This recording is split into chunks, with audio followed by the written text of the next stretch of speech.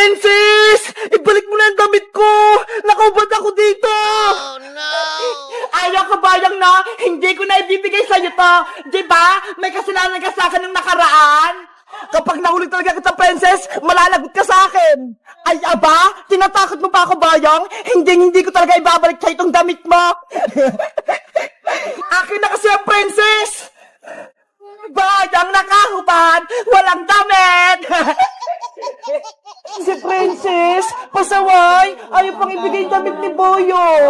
Ikaw nga, Bebang eh, hawak-hawak mo pa rin yung shirt ni Boyong. Ayaw nga, no? Nasa akin pa pala. Princess, akin na kasi yung damit ko. Kanina pa ako dito nakahubad. Ibabalik ko lang sa'yo to kapag nangako ka, hindi mo na kami aawayin at taasa rin. Ayoko nga! Basta, kapag nabawi ko talaga yung damit ko, makakatikim ka sa akin! Matapang ka pa, ha?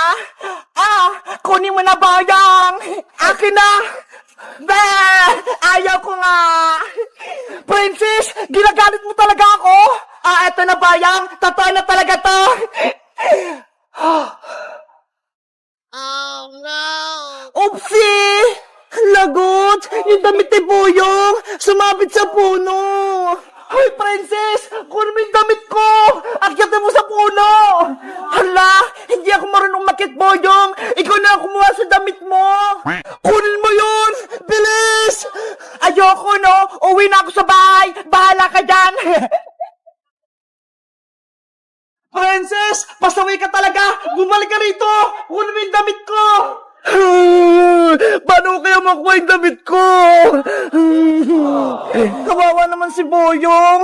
Tinakbuhan ni Princess. Tara, Bebang, tulungan natin si Boyong. Umiiyak na siya. Sige, tsaka ibabalik ko na rin tong short niya. Tara, Iska. Yung damit ko, sumabit na sa puno. Hindi ko na makukuha. Boyong, sorry. Kung nahubad ka namin ni Princess, eto na, ibabalik ko na yung short mo.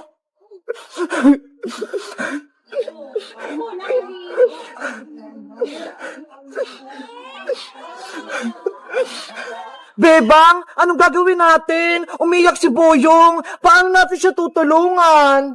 Kaya nga eh, hindi naman tayo marunong umakit ng puno para makuha yung damit ni Boyong. Bebang, Iska, bigyan niyo ako ng damit. Ayoko nakahubad. Alam ko na! May naisip na ako! Anong gagawin natin, Bebang? Ayun o! May karton! Ayun na lang yung gawin natin damit ni Boyong! Etong karton? Pwede ba natin gawin damit to? Oh, Iska! Pwede yan! Tara! Tulungan mo ako gumawa ng damit na karton! Sige! Para hindi na siya umiyak! A few moments later. Ayun na! Tapos na yung damit ni Boyong! Nalagyan ko na ng design! Wow! Ang ganda! Ang galing mong gumawa, Bebang! Tara, Iska! Ibigay na natin tong damit ni Boyong sa kanya! Matutuwa si Boyong nito, panigurado! Boyong! Eto na yung damit mo! Tapos na namin! Damit ba yan? Karton naman niya, Bebang eh! Okay na yan! Kaysa wala kang damit, Boyong! Mabuti nga ginawan ka ni Bebang eh! Kunin mo na to, Boyong! Pinaghirapan nga namin tong gawin ni Iska eh! Sige na nga! Akin na nga yan! Ito! Isuot mo na!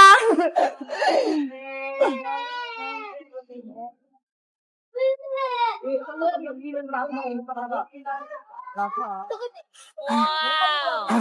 Wow! Bagay na bagay sa yung damit mo, Boyong! May abs ka pa! Para kang siga!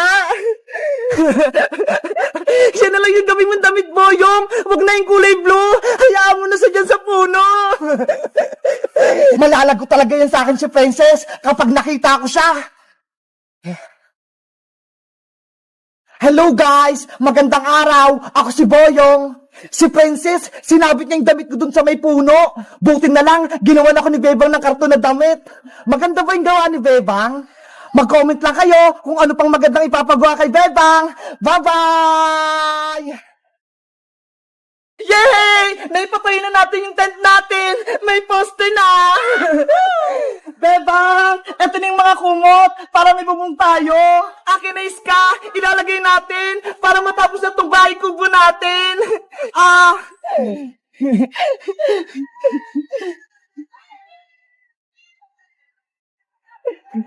Doon ka naman sa kabila, Iska.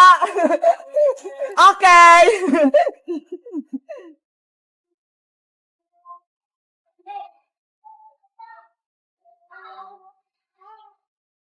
Ano bebang Iska? Tapos na ba yung bahay kubo natin? Ang tagal niyo naman kumilos. Ikaw, Princess, nagreklamo ka pa. Wala ka nang ginagawa eh. Kumakain ka lang. Gutom na nga ako, bebang eh. Kaya kayo na lang gumawa ng baybayan natin. Ikaw talaga, sobrang tamad mo. Aalis na nga si Iska, hindi ka pa tumulong. Hayaan mo na si Princess Bebang. Ang mahalaga, magsama-sama tayong tatlo. Eto na yung huli nating laro na bahay-bahayan. Kaya dapat, magsaya tayong tatlo. Oo nga no, huling laro natin to Iska. Sana, huwag ka nang umalis. Mamimiss ka namin ni Princess. Naku Bebang, nagdrama ka na naman. Dapat, mag-enjoy tayo kasi halos na si Iska. Bakit? Hindi mo ba mamimiss si Iska, Princess, kapag pumunta siya sa Hong Kong? Siyempre, mamimiss ko rin si Iska. Kita mo, pati ikaw, iiyak din. Iska, huwag ka na kasing umalis. Dito ka na lang sa amin. Iska, please, huwag ka nang umalis. Hoy, Bebang, Princess, nag-iiyakan na naman kayo. Di ba nga maglalaro tayong tatlo? Ikaw kasi, pupunta ka pa kasi ng Hong Kong. Pwede ka naman mag-aral dito. Kaya nga, Iska, wala na tuloy kami kaklase ni Bebang sa pasukan. At wala na rin akong makokopyahan tuwing tayo nag-exam. Ikaw talaga, Princess, puro ka kalokohan. Maglaro na nga tayo ng baybayan. Tapos na ako dito, Bebang. Ikaw, tapos ka na ba? Patapos na din ako. Itatali ko na lang to. Ayan, pwede na tayong pumasok sa loob. Yay! May bahay kubo na kami. Ako na unang papasok. Wow! Ang ganda dito sa loob. Ang luwag-luwag.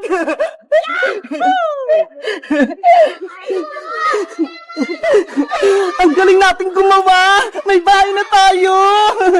Maleta, dito ka muna ha! Hindi ka kasi kasya sa loob eh! Bebang Iska! Kumain na tayo! Ubusin natin yung dala kong pagkain!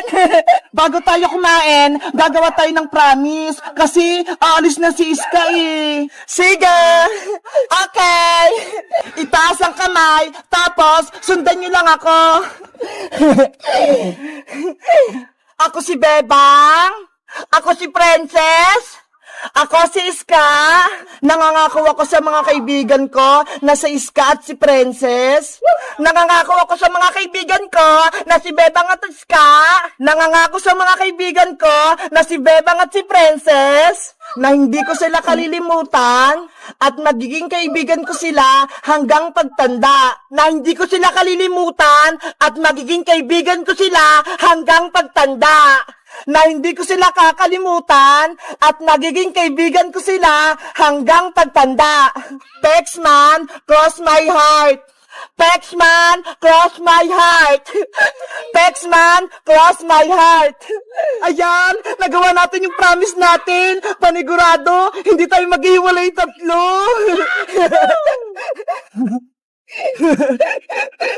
Ano pang inaantay nyo? Kumain na tayo! Kain na! Ito yung gusto ko!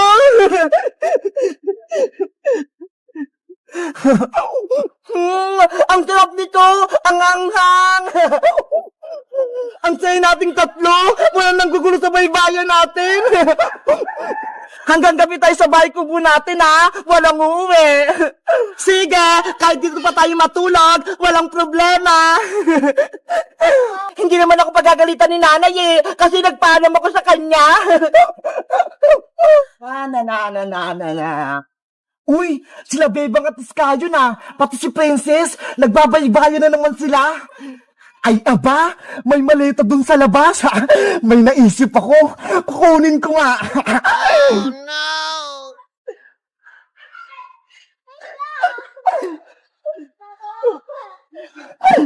Hindi nila alam na kinuha ko yung maleta. Ano kayong nasa loob?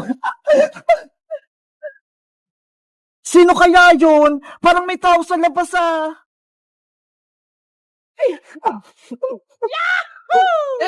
Princess, Iska, ilan nakuha yung score sa exam ni Teacher Magda? 15/20. 5 lang yung mali ko, Bebang. Muntikan ko na siyang ma-perfect. Ako naman, 10/20. Kalahating tama, kalahating mali. Ang baba naman sa'yo, Princess. Nakalimutan ko kasing mag-review eh. Kasi unang araw pa lang ng school, tapos nagpa-exam agad si teacher.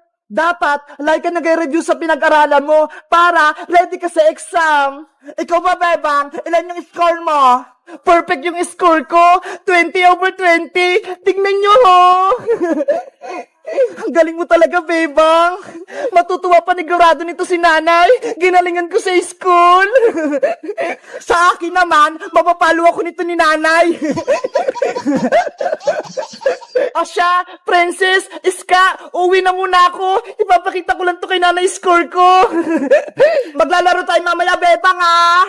Sige, maglalaro tayo mamaya. Bye-bye!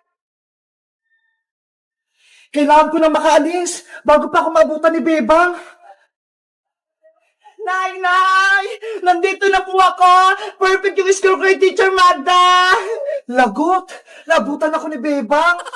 Nay! Saan po kayo pupunta? Bakit po kayo merong malaking bag? Bebang anak, iiwan muna kita rito sa bahay ah. Maghanap lang ako ng trabaho dun sa may abroad para may pera tayo. Ano po, Nay? Iiwan niyo po akong mag-isa. Ayoko po. Gusto ko pong sumama sa inyo. Pero Bebang, di ba malaki ka na? Kaya mo nang alagayin yung sarili mo.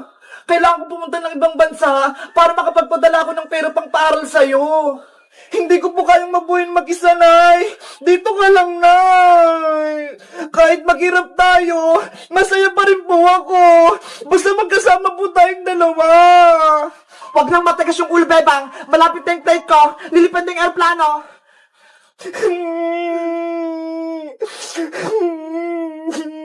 Tsaka, hindi ka naman pababayaan ni Iska tsaka ni Princess, ha? Sila yung kasama mo.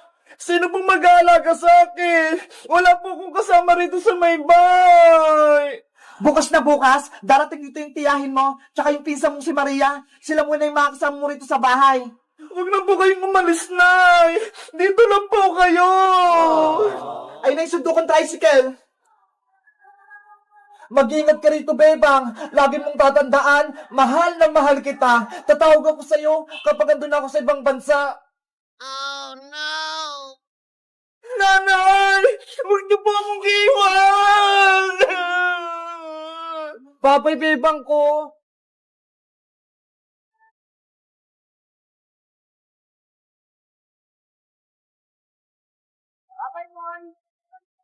Bye-bye! Nanay!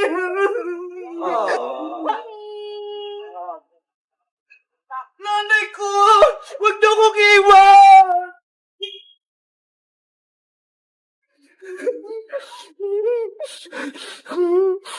Wala na si nanay! Iniwan niya na ako! Kailan kaya si nanay babalik? Mamimiss ko siya!